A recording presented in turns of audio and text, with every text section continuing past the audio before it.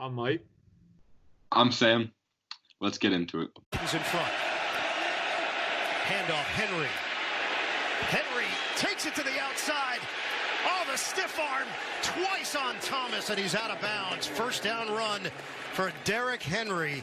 Welcome to episode 23. As we said last episode, we're going to be doing the top five running backs. We were doing a full football week this whole week. So next episode is going to be top five wide receivers going into 2020. So the way we're going to rank this, we're going to look at their production from 2019 and 2018, the past couple of years, and then we're going to see who can also be just as productive next year. So let's waste no time. We'll go into it. We'll let you start off this one since I started off last time.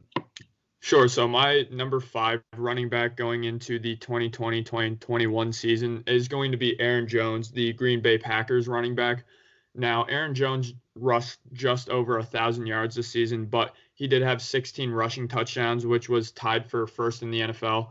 He had 49 catches and just under 500 receptions or receiving yards, so he's definitely a threat out of the backfield to catch that ball.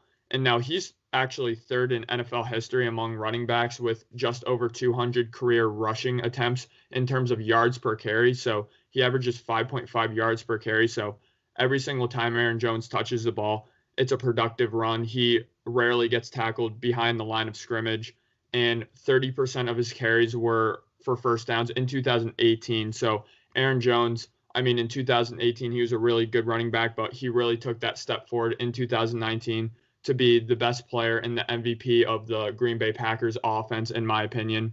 He really just carried that team to a 13-win team. I know we talked about it in our last quarterback episode where Aaron Rodgers, still great quarterback, but they really shifted the offense to Aaron Jones because of his ability. Very shifty running back.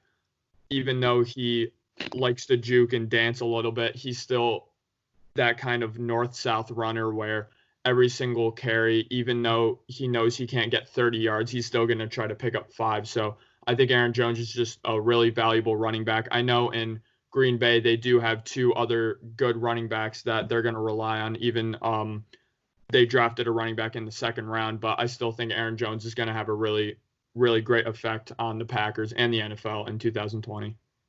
Yeah, I think the way that Matt LaFleur is kind of creating this team, he's taking more of a burden off of Aaron Rodgers' shoulders, and he's putting it on Aaron Jones's. But Aaron Jones he's performing just the way he should be, and will hopefully continue to perform with being the main guy on the team. I know Aaron Rodgers is getting older; he can't make all those throws. We talked about this all in the last episode, but I think Aaron Jones can make a bigger jump with the team getting more acclimated with Matt LaFleur's system, and I think he can be a top 5 running back for 3 years. I know a lot of backs kind of have an expiration date. You see a lot of people, running backs, after they pass kind of their 4th year, they kind of scale back their production. But I think Aaron Jones can be one of those guys that can really be good for a good amount of years because he doesn't just run the ball, he can catch the ball well. So also him going out of the backfield and catching the ball, that just opens up so much on offense. And also catching the ball, he can run out of bounds. It kind of just saves his body more than having to run between tackles every play.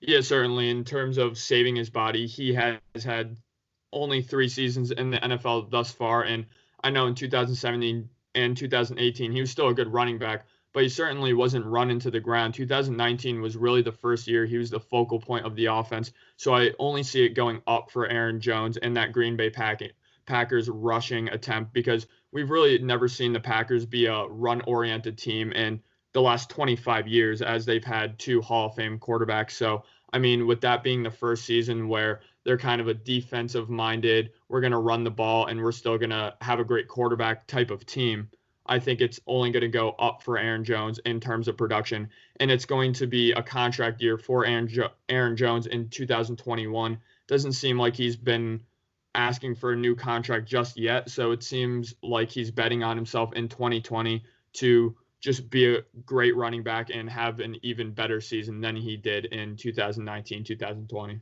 Yeah, I'm excited to see what he can do. The Packers aren't that passing offense like they once were, so it's going to be a lot revolved around him. So I'll go into my number 5 running back. So from my 5th running back going into the 2020 season, I had Dalvin Cook. I know Dalvin Cook is an exceptional talent, but just looking at his past 3 seasons, he's had countless injuries. Some of them are freak injuries, but I just couldn't have him higher on the list due to that because there's just limit production. But last year, obviously, was his best year in his NFL career.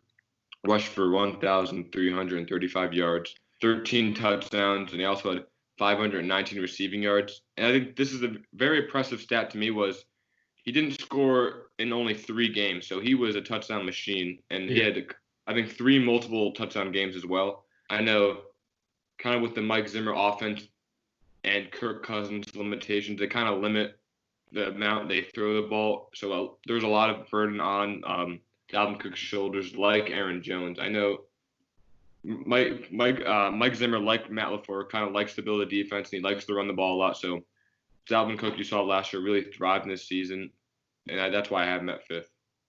Yeah, I'm actually going to have Dalvin Cook at number 4, my number 4 spot, and just kind of getting into what you're talking about with Dalvin Cook. He's such a tenacious runner. I mean, he really reminds me of that north-south type of runner. He's the type of running back you build your offense around, and that's what we've seen out of the Vikings thus far. And that's why people are really excited about the Cleveland Browns, because we have the Vikings offensive coordinator coming to be the head coach of the Browns, and he's really going to work with Nick Chubb and really see that type of Dalvin Cook type of offense where the running back is the focal point, and Dalvin Cook is just a great focal point. He's a great running back to revolve around and to have your offense revolve around, because the thing with Dalvin Cook, not only is he such a great running back, such a tenacious runner, he'll always lower his shoulder down, which definitely causes concern with the injuries, definitely. Not only that, but his durability and his long-term effect in the NFL.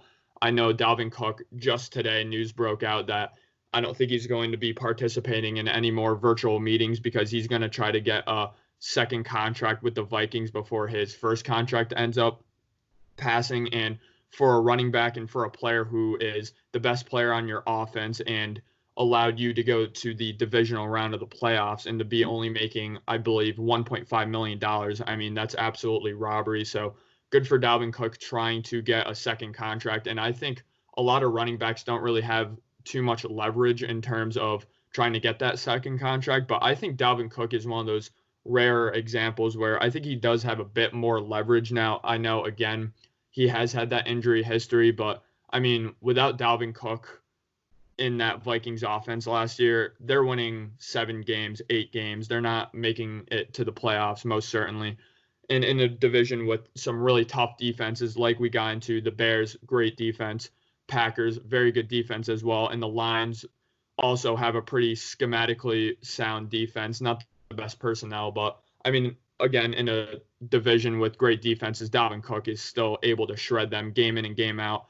But getting into Dalvin Cook a little bit more, which I was surprised when going back and watching him, is how great of a receiving running back he is. He reminds me when he runs of an Adrian Peterson, but Adrian Peterson was never really a threat to catch the ball out of the backfield. But Dalvin Cook, I mean, he averaged 11 yards after the catch per catch, which was one of the top in the NFL, not even for running backs, but for all positions in general. I mean, he had 53 catches last season with just over 500 receiving yards. And again, that's in 14 games. And he was playing some of those games a little bit banged up too. So Dalvin Cook, he's a great player. I'm not sure how good he's going to be next season if he ends up holding out, missing some games. We can see a Melvin Gordon type season out of Dalvin Cook, which would be very, very disappointing. But nonetheless, Dalvin Cook, I think he's a great running back. He does have some injury concerns, but when he's healthy in a 16-game season, I think he can be a top 2, top 3 running back. Yeah, I think it's just all about staying healthy. And I think in today's NFL, you need a running back that can catch the ball out of the backfield. I know Derrick Henry is an exceptional talent, but he really is not really the best pass-catching running back. So if you can do both, that's really going to extend your career and extend your value to being one of the premier backs in the whole NFL. Yeah, certainly. And when it comes to running backs being able to catch the ball out of the backfield, it's just much better for your football team schematically. You know, when you see a guy like Derrick Henry, I know he's so great, but when Derrick Henry's in the game, it's a run.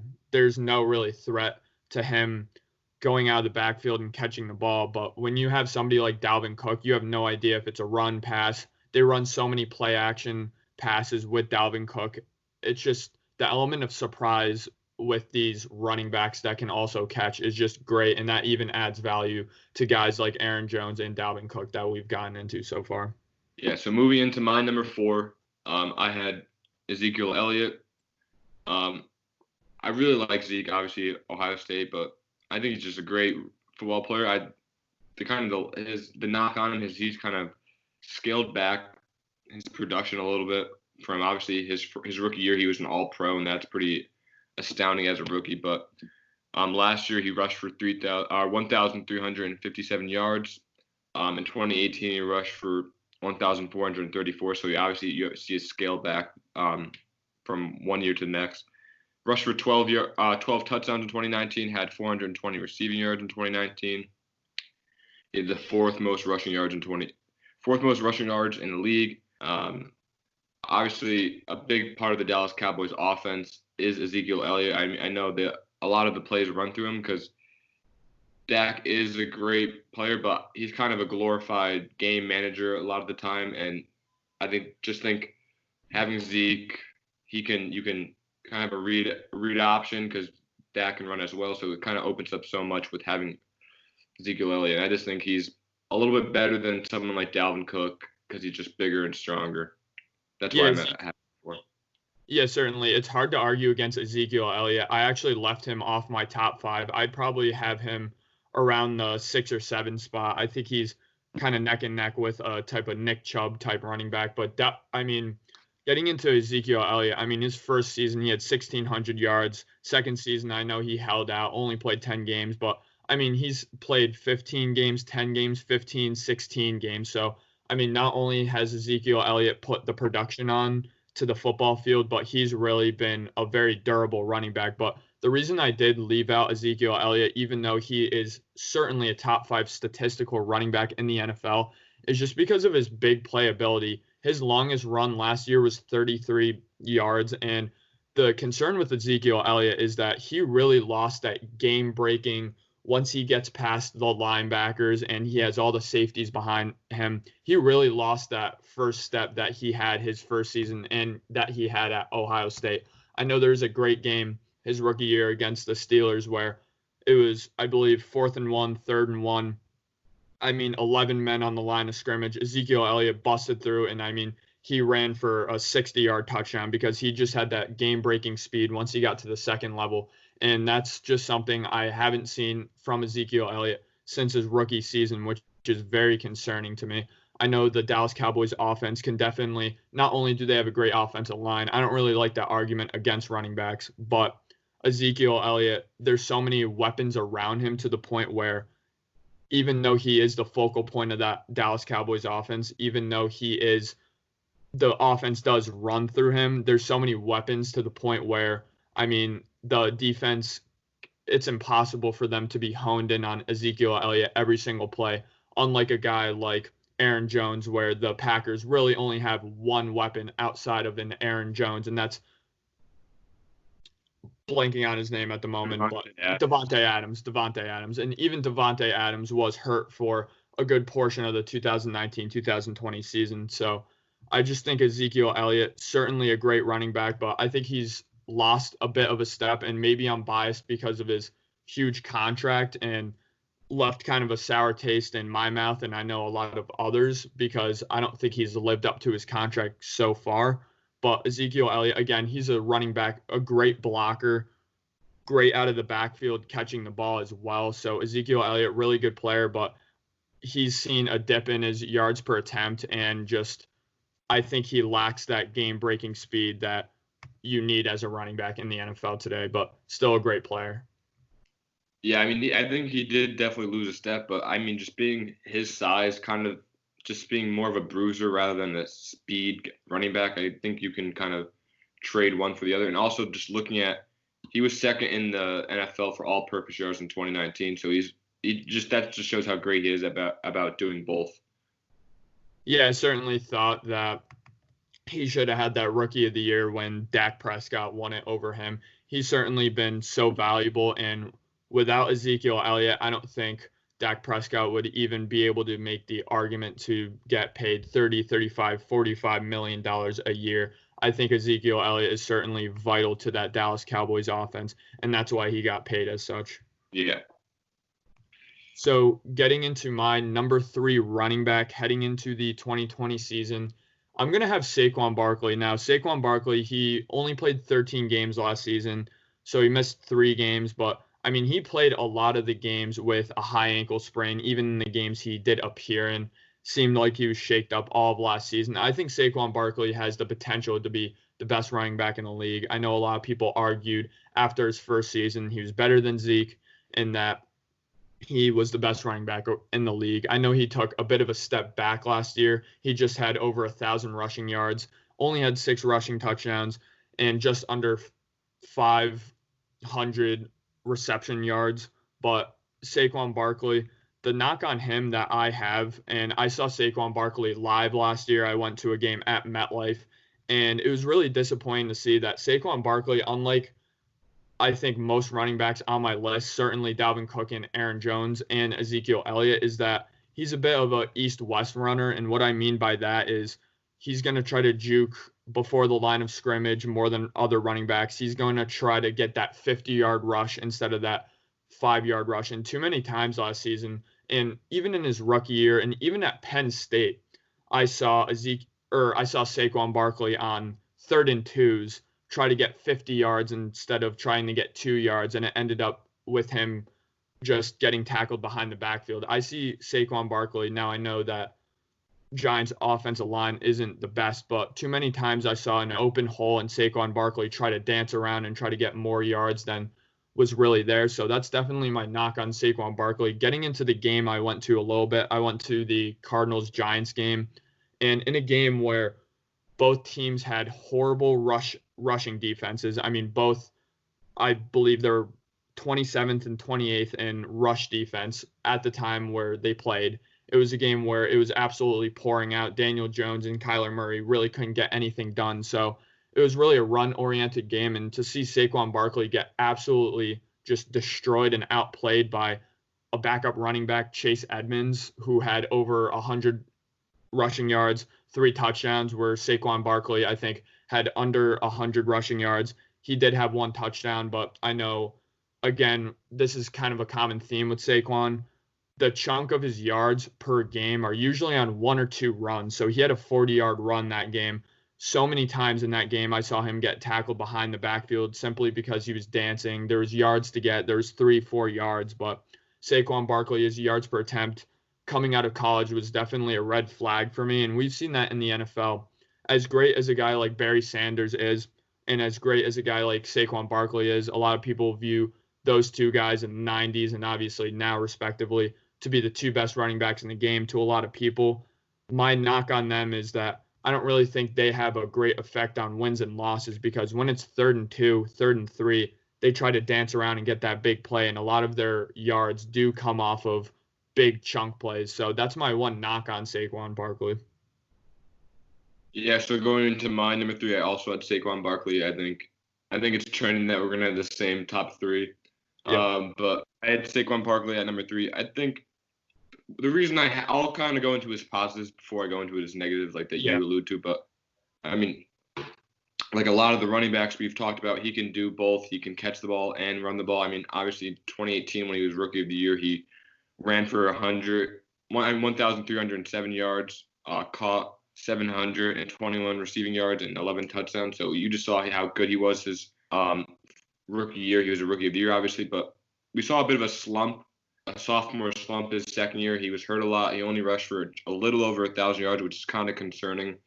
I know that this going into his 3rd year is a really kind of a prove-it type of year for him. I think he really has to step up to be kind of considered one of the top backs in the league and kind of put himself in a different company than everybody else if he really wants to do so. But because he's just a physical specimen.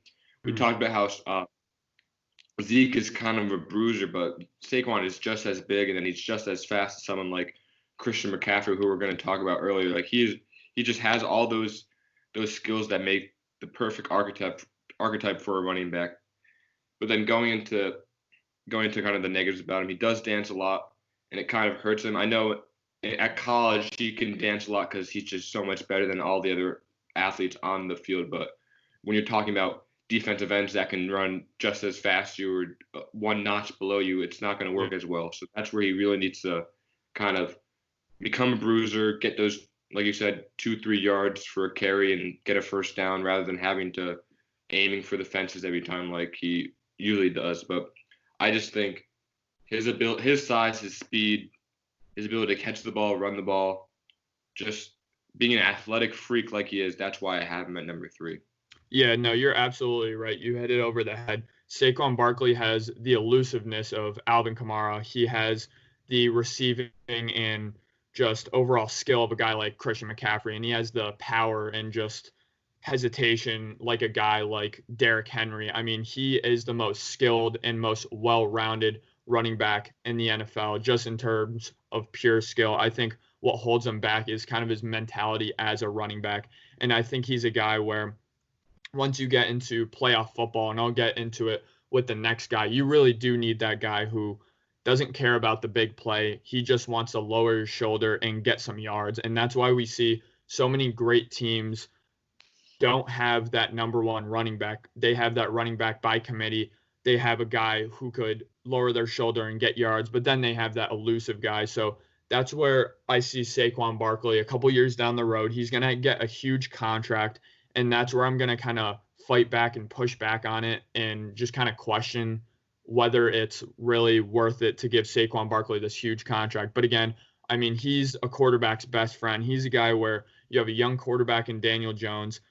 Every single play, Saquon Barkley is going to contribute. Every single play, Saquon Barkley is going to do something good for Daniel Jones, whether that is taking the pressure off the pass game by getting a breakout run, by lowering his shoulder and laying out a great block for Daniel Jones, or coming out of the backfield, catching a 2-yard pass and taking it 50 yards. So Saquon Barkley has that speed, skill, and just power to absolutely break out each and every single time he runs the ball. I mean, I talked about some of the negatives I saw when I saw Saquon Barkley live, but make no mistake about it, I held my breath every single time Saquon Barkley touched the ball because he's that good. He's such a great running back. And certainly 2020-2021 season is going to be a prove-it year for Saquon Barkley. I mean, he's not going to have to prove his skill because that's undeniable, but he's going to certainly have to prove his production and, more importantly, his effect on the wins and losses for an NFL team. So that's the reason I didn't have him number 1 or 2, but I think he's the most skilled running back in the NFL, and I think he's one of the most skilled players in the NFL. Yeah, certainly. He needs to have a big step up because you have a young quarterback, you have a young offensive line. Being a third-year player, they're building their offense around him, and he really needs to prove it. Certainly. So getting into my number 2 running back in the NFL right now, it's going to be the king of the NFL in terms of running backs. He led running backs in all statistical categories except for the receiving categories, and that's going to be King Derrick Henry. I mean, like I said, led the league in rushing yards, rushing touchdowns. 1,540 rushing yards, 16 rushing touchdowns, 5 yards per carry.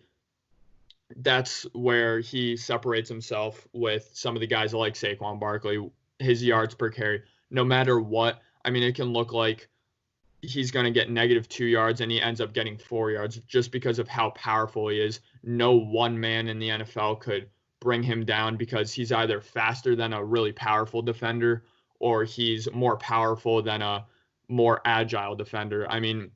And where Derrick Henry really separates himself to be a top 2 running back in comparison to all these other guys we've listed is his effect on wins and losses. In 3 playoff games last year, he had 446 rushing yards, which is just absolutely incredible. We saw him carry the team on his back in the latter part of the season to make that great playoff push and to end up making the playoffs.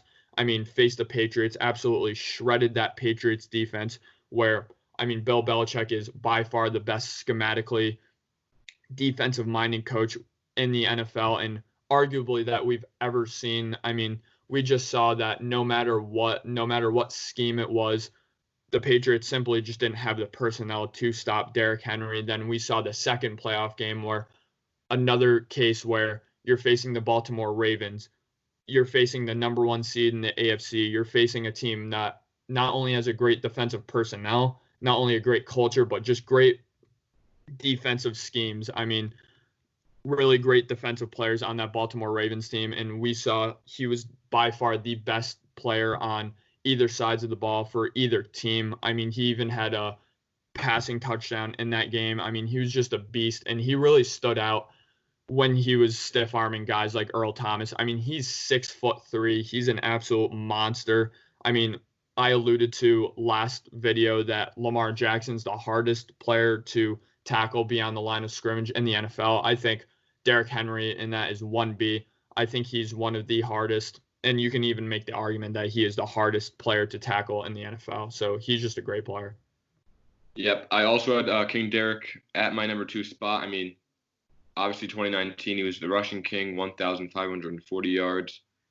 But the stat that really sticks out to me is he nearly had 1,000 yards yak, so yards after contact, which is just the first guy is most certainly not going to tackle him most of the time. I mean, he led that Titans defense. Obviously, we talk about how Ryan Tannehill, when he became the starter, kind of compelled the team to make a deep playoff run. But, I mean, he was more or less a game manager, and the whole team was Derrick Henry.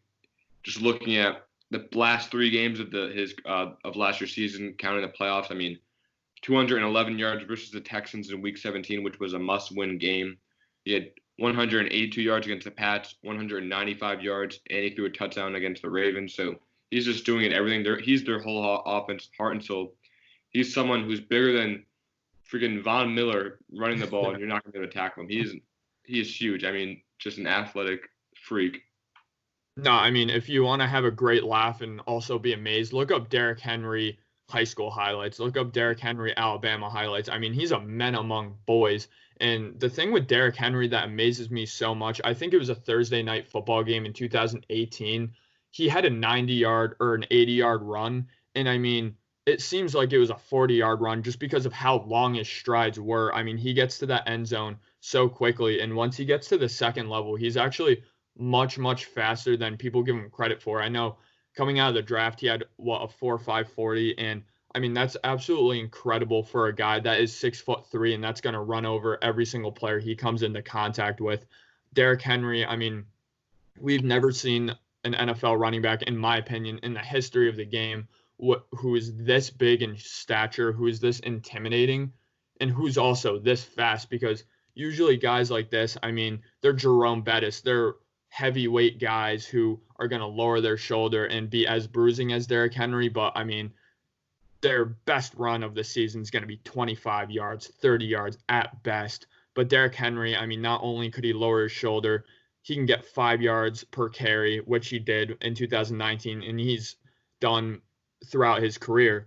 But I mean, he can get to that second level and bust it for an 80-yard run. He's one of those rare occasions for running backs where I would take Derrick Henry over any running back committee in the NFL come playoff time, because like I said, again, I'll say it about Derrick Henry and I said it about Dalvin Cook.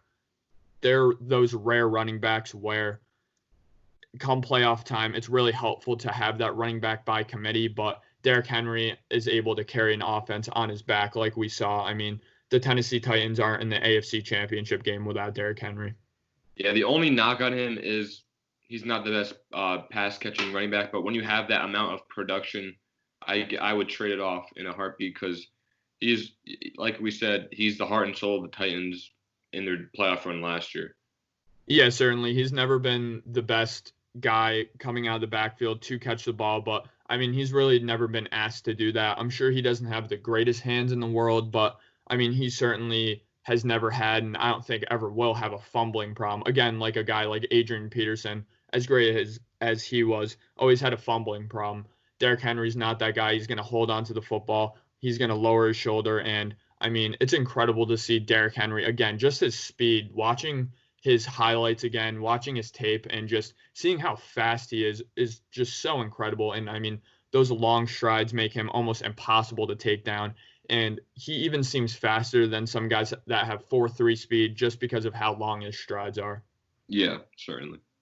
So, no, getting into our number one running back in the NFL, I think me and Sam are going to have the same guy here. Coming out of Stanford is going to be Christian McCaffrey. I mean, he's the first running back since Marshall Faulk in 1999 to have both 1,000 receiving yards and 1,000 rushing yards.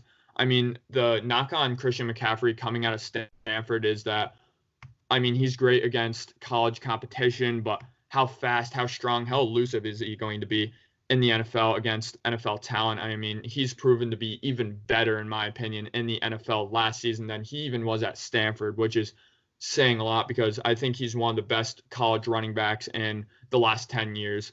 Maybe not the best, but certainly one of the best. He's certainly up there. So, I mean, he had 1,387 rushing yards, 15 rushing touchdowns, 1,005 receiving yards. And I mean, even more incredible than any of these stats, he had 116 catches, which, I mean, most number one wide receivers in the NFL don't even have. So,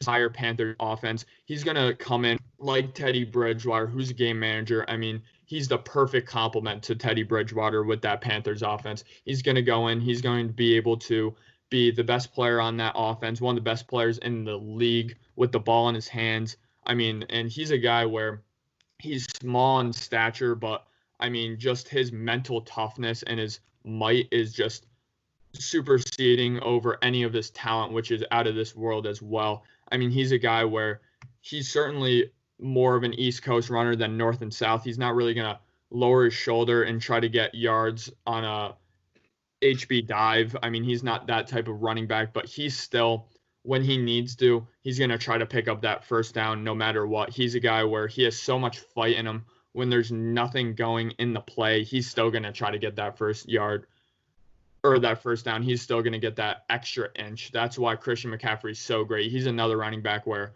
not a lot of negative plays out of Christian McCaffrey. Yeah, but obviously also Christian McCaffrey. I think it's just funny how Derrick Henry beat out Christian McCaffrey for the Heisman Trophy and one of Christian McCaffrey's best season at Stanford. But, I mean, Christian McCaffrey, he had an injured Cam Newton, and he had Jake Allen at quarterback, and he was – a lot of these running backs on the list, he was truly the heart and soul of the offense for the Panthers. And Ron Rivera just really just ran him into the ground, just using him all over the field. And he stepped up to the plate and he did his part. I mean, just looking at those stats, having 1,000 yards for rushing and receiving is just super rare. I mean, we saw Marshall Faulk do it in 1999, but how many players have really done that over the history of the NFL? I mean, his production is through the roof. No complaints about Christian McCaffrey. I'm just scared about how healthy he'll be able to stay just because how much he really touches the ball and how long his career will truly be because of the amount he's ran into the ground. But hopefully with Matt Rule, we'll see a kind of a different play style with him and kind of preserve Christian McCaffrey a little more.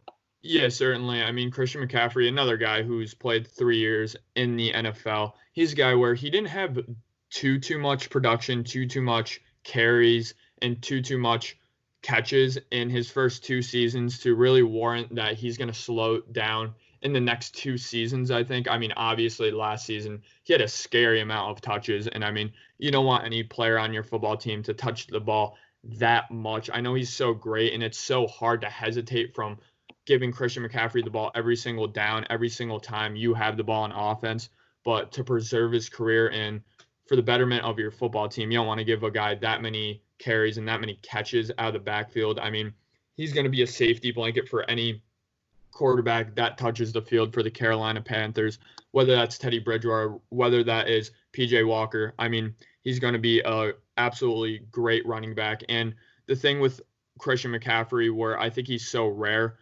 that I think he really is worth that contract the Panthers just gave him, because the very, very worst case scenario with Christian McCaffrey is that he's ran into the ground the next 2 seasons and he can't be a running back anymore. Well, guess what? You slide him to slot receiver, and I think he's the second best slot receiver in the entire NFL behind Tyreek Hill. I mean, he's that good. He's one of those rare running backs like we saw out of David Johnson in his prime with the Cardinals, where he can line up in the slot and he could be one of the best route runners in the entire NFL, which is just incredible out of a running back. As great as a guy like Saquon Barkley is, as great as a guy as Dalvin Cook and Aaron Jones are, they're great running backs out of the backfield, and they're great catching the ball out of the backfield and running routes that running backs run. Christian McCaffrey has a full route tree. He has wide receiver skills in terms of his hands, jump ball ability. I know he's not that tall, but he still has a jump ball ability. Certainly has great hops. And I mean, he's just an incredible player, very smart, always knows how to position himself the best way on the football field. So again, worst case scenario with Christian McCaffrey, he's relegated to a slot receiver, but one of the best slot receivers in the entire NFL, in my opinion, if it really does come down to that. But I would be surprised if it did.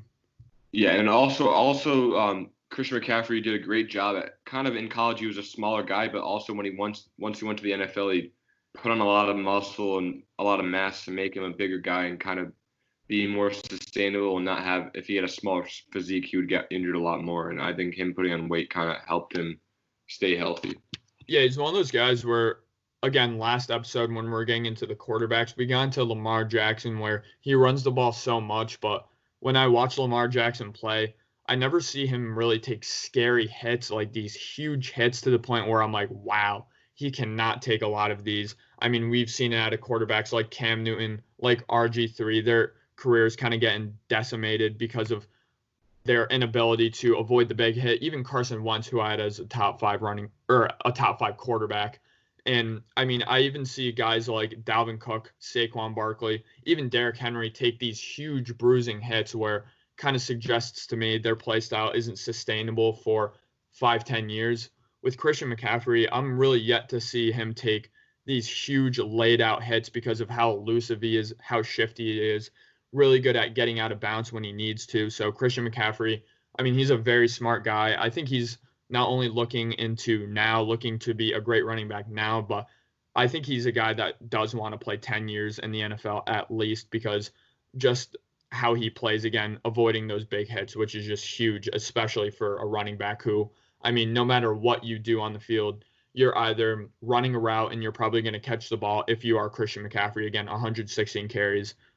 Either that, you're getting the ball on a carry, so you're going to get hit, or you're going to lay down a block. So you're getting hit as a running back every single play virtually, and Christian McCaffrey really does a great job at avoiding that big hit.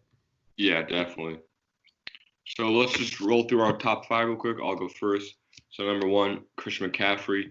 Number 2, Derrick Henry. 3, Saquon Barkley. 5, Ezekiel Elliott.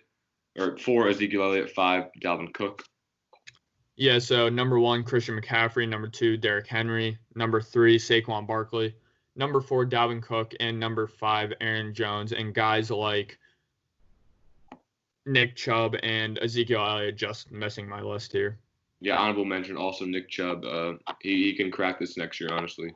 Even Josh Jacobs, who ended up getting hurt at the end of last season, could also crack this list. Yeah. So thank you everybody for watching. Let us know what your top 5 running backs are going into 2020. We hope you enjoyed this episode, and we'll see you in the next one.